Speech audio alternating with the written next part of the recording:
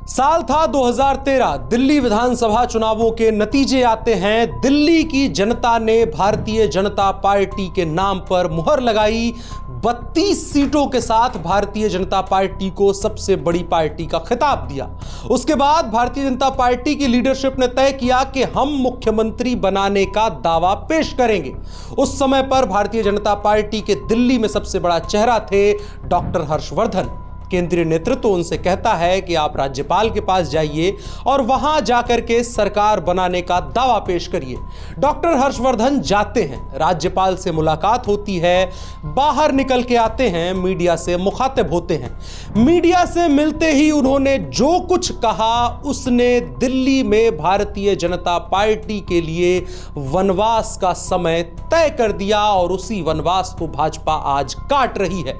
Doctor Harshvardhan media से साफ शब्दों में कहते हैं कि हम सरकार नहीं बनाने जा रहे हैं। दिल्ली की सेंट्रल लीडरशिप के खिलाफ जाकर के स्टेट लीडर ने यह कह दिया कि हम सरकार नहीं बनाएंगे। कैसे हुआ, किसने करवाया, यह राज है, लेकिन सत्य यह है कि उसके बाद भाजपा दहाई का आंकड़ा भी दिल्ली में पार नहीं कर पाई। अब हमारे सामने है 2025 के विधानसभा चुनाव और कमोबेश भारतीय जनता पार्टी उसी लय और रूप में नजर आ रही है। भारतीय जनता पार्टी एक बार फिर से हार के लिए तैयार है। ये कठिन शब्द हैं और कड़े शब्द हैं, लेकिन फिर भी सत्य हैं। कैसे हैं इसको हम पूरे वीडियो में आपको बताएंगे और साथ ही साथ समझने की कोशिश करेंगे कि आखिर दिल्ली के अंदर चल क्या रहा है और दिल्ली भाजपा कहां गलतियां कर रही है जिसका खामियाजा उसे भुगतना पड़ सकता है और लंबे समय के लिए भुगतना पड़ सकता है। और उससे जो दिल्ली में बीजेपी के पास कोर वोट बैंक है वह भी आगे के समय में छिटक सकता है। नमस्कार, मेरा नाम है अनुराग मिश्रा और आप देख रहे हैं शाइनिंग इंडिया। आज आप किसी भी दिल्ली भाजपा नेता के पास चले जाइए और एक सवाल करिए कि आपका चेहरा कौन है, किसको मुख्यमंत्री बनाएंगे। आमतौर पर भाजपा कई राज्यों में यह करती है कि वह कोई भी चेहरा नहीं प्रेजेंट करती है। 2017 उत्तर प्रदेश विधानसभा चुनाव देख लें, महाराष्ट्र का चुनाव देख लें, राजस्थान का चुनाव देख लें, हरियाणा देख लें हाल फिलहाल में, तो ये सभी जगहों पर भाजपा ने चेहरा नहीं बताया, भाजपा जीत गई। लेकिन दिल्ली की सियासत अलग है, क्योंकि यहां सामने बैठा व्यक्ति यानी अरविंद केजरीवाल, जो लगातार 2 बार से दिल्ली के सबसे बड़े नेता के तौर पर उभर कर सामने आ रहे हैं। 15 दिसंबर को उनके द्वारा एक ट्वीट किया जाता है। उसका लुब्बुलवाब यह होता है कि भाजपा वालों के पास ना चेहरा है, ना प्लानिंग है, ना तैयारी है। उनसे पूछो कि आपकी नाराजगी किस बात को लेकर है, वो नहीं बता पाएंगे। उनसे पूछो कि आप किसका विरोध कर रहे हो और कैसे कर रहे हो, तो एकमात्र बात बताएंगे कि 5 वर्षों में हमने सिर्फ और सिर्फ यह काम किया है कि अरविंद केजरीवाल को गाली दी है। अब अरविंद केजरीवाल अपने राजनीतिक लाभ के लिए यह बात कह रहे हैं, लेकिन यह सिर्फ लाभ हानि की बात नहीं है, बल्कि यह सत्य के काफी करीब मालूम चलता है। क्योंकि हर आदमी के मन में यह सवाल उठता है कि हर बार दिल्ली में बीजेपी 7 की 7 लोकसभा सीटें जीत जाती है, उसके बावजूद 6 महीनों के अंदर इस स्थिति में क्यों आ जाती है कि 36 सीटों का जादुई आंकड़ा बीजेपी पार करना तो दूर, उसके करीब भी आने के बारे में नहीं सोच पाती है। क्या वजह है उसकी? 3 वजहें ऐसी हैं जो हमने अपनी ऑब्जर्वेशन में पाई हैं। सबसे पहली, नेतृत्व।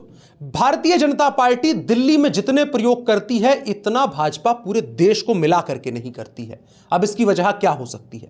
इसकी वजह सबसे बड़ी अगर आपको नजर आएगी तो यह नजर आएगी कि दिल्ली बीजेपी में कोई भी अपने आप को लंबे समय तक एक प्रोमिनेंट लीडर के तौर पर स्टेबल ही नहीं कर पाता है। अगर आप दिल्ली में भारतीय जनता पार्टी के सांसदों का नाम लीजिए, मनोज तिवारी लगातार तीसरी बार सांसद बने। जब बीजेपी ने दिल्ली में उनको उतारा था तो बहुत बड़ी तैयारी यह थी कि पूर्वांचल और बिहार के आने वाले लोगों को अट्रैक्ट किया जाएगा। लेकिन मनोज तिवारी एक लोकसभा सीट जीतना और उसमें बीजेपी के सेंट्रल फेसेस को इस्तेमाल करके चुनाव जीतने से ज्यादा कुछ नहीं कर पाए। मीनाक्षी लेखी, लगातार भाजपा ने उनको सांसद बनाया, टिकट दिया और सारा कुछ उनको माहौल दिया, उसके बावजूद वो अपनी लीडरशिप नहीं स्टेबल कर पाई। इसके अलावा आप अनगिनत नाम मिल सकते हैं, आपको कपिल मिश्रा मिल जाएंगे। बीजेपी ने उनके ऊपर इन्वेस्ट किया, लेकिन आज भी कपिल मिश्रा अपने आप को एक नेता के तौर पर स्टेबल नहीं कर पाए हैं, विधानसभा चुनाव नहीं जीत पाए हैं।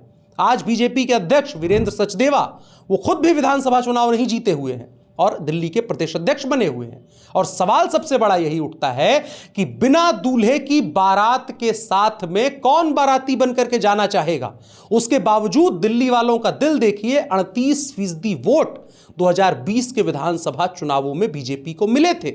लेकिन फिर भी सवाल रह जाता है कि सामने आम आदमी पार्टी 53% वोट ले आती है और सरकार बनाती है, और इस बड़े अंतर को पाट पाने की तैयारी बीजेपी की क्या है। 2025 के विधानसभा चुनावों की तैयारी देखें तो अभी भारतीय जनता पार्टी के लिस्ट पर मंथन चल रहा है। अभी मुख्यमंत्री चेहरा और नेतृत्व और पार्टी की तैयारियों की बात छोड़िए, अभी विधायकों को तैयारी करने के लिए टिकट भी नहीं दिए गए हैं। सोशल मीडिया नैरेटिव देख लीजिए, इंटरनेट पर बीजेपी केवल केजरीवाल का जवाब देती है। नैरेटिव में कहीं से कहीं तक लीड करने का उनके पास कोई मौका नहीं होता है, जबकि आप दिल्ली का एक एक कोना घूम जाएं, वहां पर आपको सरकार की आलोचना और वास्तविक आलोचना, आम जनजीवन की आलोचना करने के लिए आपको 20 मुद्दे मिल जाएंगे। हम भी ग्राउंड पर जाते हैं और वहां पर 50 तरह की समस्याएं आम जनता लेकर के सामने आती है, लेकिन अंत में उनका सवाल वही रह जाता है कि अरविंद केजरीवाल नहीं तो कौन सा वो चेहरा है जो दिल्ली की 70 विधानसभा सीटों पर जाकर के वहां के वोटर्स को कन्विंस कर सकता है कि हमको वोट दो, हम सरकार लेकर के आएंगे। और उस स्थिति में जब बीजेपी के पास सबसे सक्सेसफुल एक नारा, टाइटल जो भी कह ले, डबल इंजन गवर्नमेंट, बीजेपी अधिकतर राज्यों में अपने प्रचार का जो सेंट्रल नैरेटिव रखती है वो डबल इंजन गवर्नमेंट रखती है। चाहे उत्तर प्रदेश हो, चाहे महाराष्ट्र हो, राजस्थान हो, अनगिनत नाम आप गिन सकते हैं। 20 से ज्यादा राज्यों में बीजेपी की सरकार है और सभी जगहों पर जनता को यही वादा किया जाता है। दिल्ली, जहां नरेंद्र मोदी खुद बैठते हैं, वहां पर भारतीय जनता पार्टी इस वादे को नहीं भुना पाती है। अरविंद केजरीवाल सामने से यह कहते रह जाते हैं कि बीजेपी हमको दिक्कत देती है, ईडी सीबीआई है, लेकिन एक साधारण से नैरेटिव को नहीं बता पाती है दिल्ली की भाजपा जनता को कि भैया ईडी सीबीआई वही रहने वाली है, नरेंद्र मोदी वही रहने वाले हैं, उसके बावजूद आपको मुख्यमंत्री बना करके हमको क्या मिलेगा। अगर यह नैरेटिव जनता के बीच में पहुंचे और जनता से इस प्रश्न का उत्तर अरविंद केजरीवाल को से मांगने के लिए मजबूर किया जाए और उनसे कहा जाए कि यह सवाल आप हर उस विधायक से पूछिए जो यह कहता है कि आपकी पानी में से बदबू इसलिए आती है क्योंकि केजरीवाल जेल में थे, आपकी सड़कें इसलिए टूटी हैं क्योंकि केजरीवाल जेल में थे, आपकी सड़कें, आपका पानी, आपकी गैस, आपकी बिजली, आपकी तमाम वो दैनिक जरूरतें इसलिए खराब हैं क्योंकि अरविंद केजरीवाल जेल में थे। यह आम आदमी पार्टी के विधायक का उत्तर होता है। लेकिन भारतीय जनता पार्टी सामने से जनता को यह प्रश्न उठाने के लिए तैयार ही नहीं कर पाई है कि भैया जेल में तो फिर से आपको जाना होगा। आरोप आपके ऊपर गंभीर लगाए हैं बीजेपी ने। अब यहां पर एक और चीज आती है कि भारतीय जनता पार्टी के सामने अगर एक प्रश्न रख दिया जाए कि आपने पिछले 5 वर्षों में क्या किया है, 2020 से लेकर के 2020 आप याद करिए, जब वोटिंग होने जा रही थी तो उसके कुछ दिनों पहले भारतीय जनता पार्टी ने दिल्ली में एक नैरेटिव चलाया, चूंकि उस समय सीएए, एनआरसी और शाहीन बाग का कथित आंदोलन या जो भी चल रहा था वहां पर, उसके खिलाफ बीजेपी ने दिल्ली के लोगों को यह कहा कि आप सभी लोग ऐसा करिए कि ईवीएम पर यहां बटन दबाइए और करंट शाहीन बाग तक जाना चाहिए। ऐसे नैरेटिव को बीजेपी लेकर के आई। जनता ने 38% वोट दे दिया। उसके बाद 5 वर्षों तक बीजेपी चुप रही। कूड़े के पहाड़ का सवाल बीजेपी लगातार उठाती है, लेकिन इन 5 वर्षों में कितनी बार इनके नेताओं ने उस कूड़े के पहाड़ पर जाना उचित समझा? क्योंकि दिल्ली में 80% तो नेता वो लोग बने बैठे हैं जो पार्ट टाइम है।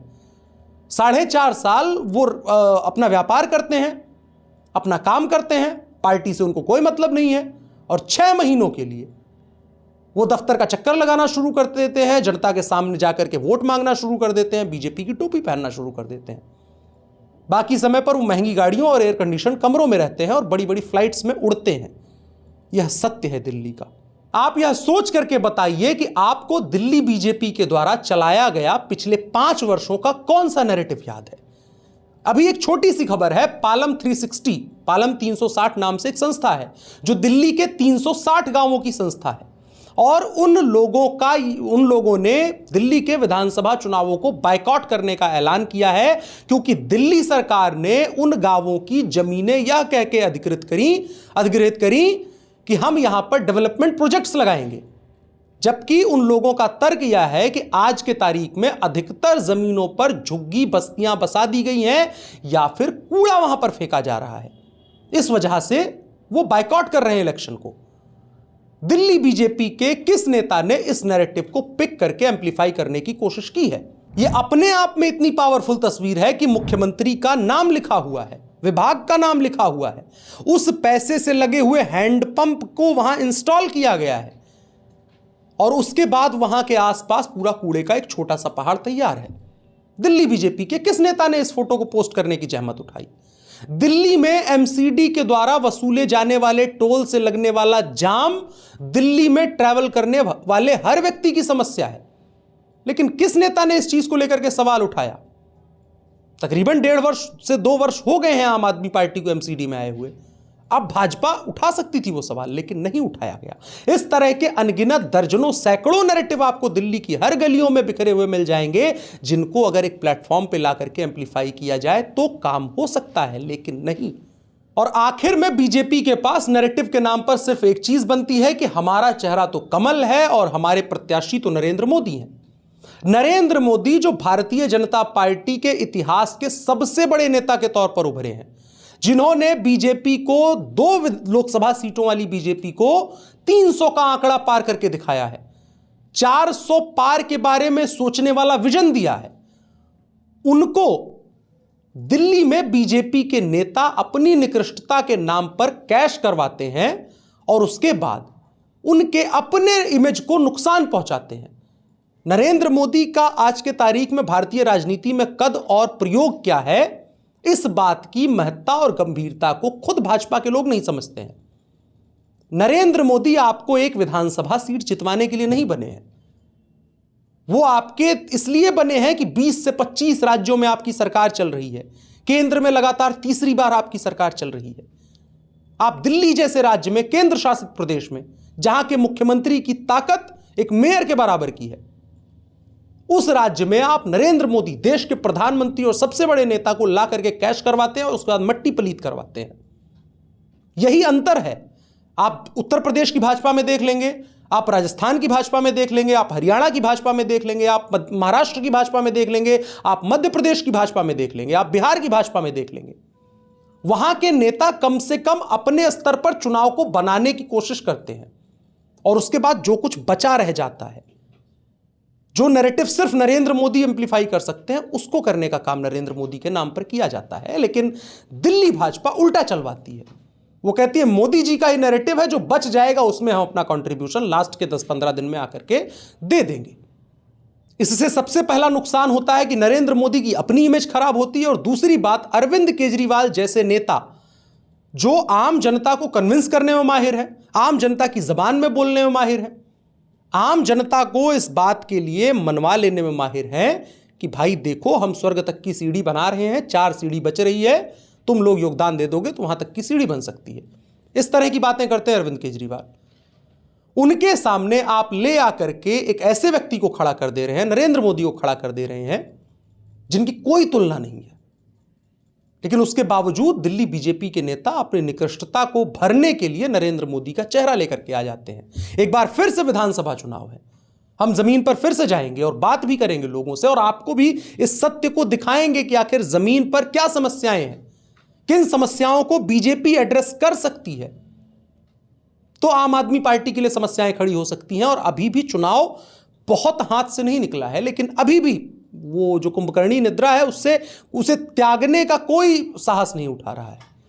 और सवाल वही है कि क्या एक बार फिर से 2013 की तरह केंद्रीय नेतृत्व कहेगा डॉक्टर हर्षवर्धन को कि जाइए मुख्यमंत्री का दावा पेश करके आइए, और उसके बाद राज्यपाल के कमरे से बाहर आएंगे और मीडिया के सामने खुद ऑन करते हुए कह देंगे ना जी हम सरकार नहीं बनाने जा रहे हैं।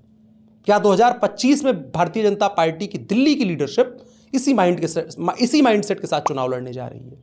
यह अपने आप में सबसे बड़ा सवाल है। आपकी राय इसको लेकर के क्या है, कमेंट बॉक्स में बता सकते हैं। मेरा नाम अनुराग मिश्रा है, आप शाइनिंग इंडिया देख रहे थे। धन्यवाद।